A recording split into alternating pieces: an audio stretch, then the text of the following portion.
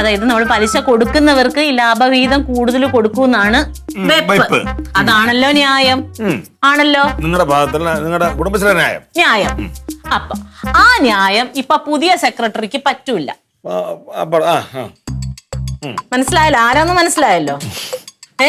അവള് പറയുന്നു എല്ലാവർക്കും ഒരുപോലെ കൊടുക്കുന്നു. അതെവിടുത്തെ ന്യായം? ഞങ്ങളല്ലേ പലിശ അടയ്ക്കുന്നത്. ഞങ്ങൾക്ക് 10 രൂപയാണെങ്കിൽ അതിനകത്ത് 1 രൂപ ഞങ്ങൾക്ക് കൂടുതൽ തരണം. ഞാൻ അവരോട് സംസാരിച്ചു. പക്ഷെ അവർക്ക് കാര്യങ്ങൾ ഞാൻ പറയുന്നത് മനസ്സിലാകുന്നില്ല. പിന്നെ ഞാനിപ്പോ എന്ത് ചെയ്യാനാണ്? അത് മനസ്സിലാക്കി കൊടുത്തോളാം. വേറൊരു കാര്യം, വെറുതെ ഡാൻസും പഠിപ്പിച്ച് എന്റെയും പിള്ളേരെയും കാര്യം നോക്കി ഒരു നിർത്തിയാണ്. അതെ, അവളെ സമ്മതമില്ലാത്ത അവളെ സമ്മതിപ്പിച്ച് എന്റെ അനുവാദവും മേടിച്ചിട്ട് ആ വീട്ടിൽ നിന്ന് വിളിച്ചിറക്കി കൊണ്ടുപോയത് ആരാണ്? ആ ആളുടെ പേരെന്ന് പറഞ്ഞുതരാം. ആളുടെ പേര് പറയണേ. തങ്കം. പിന്നെ എന്നോട് പറഞ്ഞ അറിയുണ്ടോ? നിന്നോട് പറയുന്നില്ല.